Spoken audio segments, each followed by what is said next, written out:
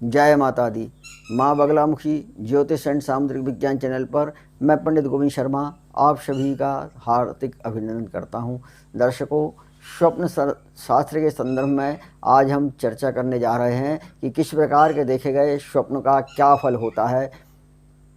देखिए, सर्वप्रथम महत्व इस बात का है कि आपने स्वप्न किस अवस्था में देखा है। अगर आपने दिन में कोई स्वप्न देखा है, अर्थात दिन के समय में सोते हुए आपने कोई स्वप्न देखा है, तो इस स्वप्न का कोई अर्थ नहीं होता है। यदि आप किसी प्रकार के ज्वर आदि रोगों से पीड़ित हैं और उस रुग्ण अवस्था में यानी रोगी की अवस्था में आपने कोई स्वप्न देखा है, तो इस स्वप्न का भी कोई अर्थ नहीं होता है। अगर आपने रात्रि के प्रथम प्रहर में कोई स्वप्न देखा है, तो इस स्वप्न का भी कोई अर्थ नहीं होता है। अर्थात ब्रह्म मुहूर्त के पूर्व देखे गए स्वप्न का ही स्वप्न शास्त्र में अर्थ और महत्व बतलाया हुआ है। अब विचार करते हैं कि किस प्रकार के स्वप्न शुभ फलदायी होते हैं और किस प्रकार के स्वप्न अशुभ फलदायी होते हैं। इस संदर्भ में स्वप्न शास्त्र का क्या निर्णय है, इस संदर्भ में विचार करते हैं। दोस्तों, आगे चर्चा प्रारंभ करने के पूर्व मैं आपसे निवेदन करूंगा कि अगर आपने हमारी चैनल को अभी तक सब्सक्राइब नहीं किया है तो आप इसे सब्सक्राइब कीजिए, साथ ही बेल आइकॉन पर क्लिक कीजिए, जिससे समय समय पर हमारे द्वारा दी गई उपयोगी जानकारी आप तक पहुंच सके। अब हम विचार करते हैं कि स्वप्न किस प्रकार शुभ फलदायी होते हैं, अर्थात कौन से स्वप्न शुभ फलदायी होते हैं और कौन से स्वप्न अशुभ फलदायी होते हैं। इस संदर्भ में हम चर्चा करने जा रहे हैं।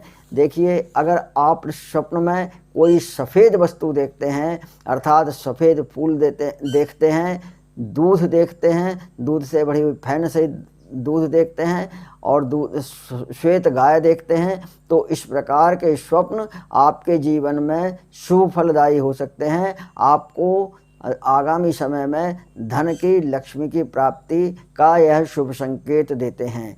अगर स्वप्न में आपको सर्प आदि विषैले जीव काटते हैं तो आपको यह शुभ फलदायी होता है। आपके द्वारा जिस दिशा में जिस कार्य के लिए कोई लंबे समय से प्रयत्न किया जा रहा होता है, वह प्रयत्न सफलता के ओर आपको संकेत करते हैं। किंतु यहाँ विचारणीय प्रश्न है कि यदि विषैले जीव यानी सर्प आदि ने आपको काटा है तभी यह फल शुभ फलदायी होगा।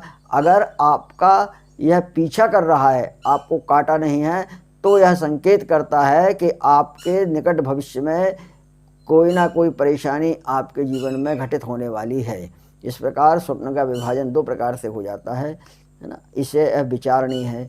आगे, यदि आप स्वयं को किसी अंधेरे मार्ग में फंसा हुआ देखते हैं, कहीं जंगल में भटकते हुआ देखते हैं या कहीं दलदल में फंसा हुआ देखते हैं, पानी में डूबते हुए देख रहे हैं, तो इस प्रकार के स्वप्न आपको संकेत करते हैं कि निकट भविष्य में आपके जीवन में किसी प्रकार का संकट, परेशानी आदि उपस्थित होने जा रही है। अतः यह विचार करके और आपको स्वप्न के इस फल का निराकरण करने का अवसर प्राप्त होता है और आप उस निराकरण को करके और अपने जीवन में आने वाली परेशानी, कठिनाई से स्वयं को बचा सकते हैं। आगे अगर यदि स्वप्न में आपको सिंह आदि कोई हिंसक जीव पकड़ता है या पकड़ने दौड़ रहा है या सींगधारी कोई जीव आपको मारने दौड़ रहा है, तो इसका स्पष्ट अर्थ है कि आगामी समय में आपके साथ कोई परेशानी आने वाली है। इसका निराकरण करना आपके लिए शुभ होता है। यदि आप देखते हैं कि आपका हाथ पैर में गाय का गोबर लग गया है या कीचड़ वगैरह लग गई है, तो यह स्वप्न भी आपको परेशानी का संकेत देता है।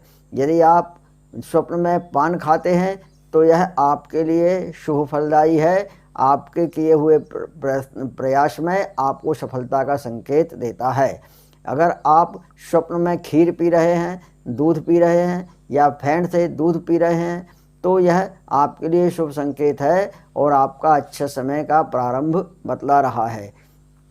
इसी प्रकार यदि आप के मार्ग में पैरों में कांटे लगते हैं, किसी प्रकार की कोई समस्या आपको चलने में होती है, यह स्वप्न देख रहे हैं तो यह स्वप्न आपके जीवन में आने वाली कठिनाइयों का संकेत कर रहा है। आगे इस संदर्भ में अगले वीडियो में फिर आगे चर्चा प्रारंभ करेंगे। अभी आप विचार करते हैं कि यदि आपने कोई अशुभ स्वप्न देखा है तो इसका निराकरण क्या करना चाहिए। यदि आप कोई अशुभ फल देख रहे हैं तो उस स्वप्न को आपको किसी से कोई चर्चा नहीं करना चाहिए, चाहे स्वप्न शुभ फलदायी हो या अशुभ फलदायी हो, किंतु स्वप्न के संदर्भ में यानी देखे गए स्वप्न को किसी व्यक्ति को नहीं बतलाना चाहिए। अब यदि आपने कोई अशुभ फलदायी स्वप्न देखा है तो उसका सर्वोत्तम निराकरण यह है कि आप स्नान आदि से निवृत्त होकर अपने समीप जहाँ कहीं भी शिवालय मंदिर हो वहाँ पर जाइए, भगवान शिव को सरसों का तेल चढ़ाइए और उनके समक्ष अपने इस अशुभ या शुभ फलदायी स्वप्न को वर्णन कीजिए कि महाराज मुझे इस प्रकार का स्वप्न दिखा है, यह स्वप्न का फल मैं आपको समर्पित करता हूँ। इस प्रकार करने से आपके द्वारा देखे गए अशुभ फल भी आपके लिए कष्टकारी नहीं होंगे। अगले वीडियो में पुनः आपसे इसी संदर्भ में आगे चर्चा होगी। तब तक आप स्वस्थ रहें, प्रसन्न रहें। जय माता दी।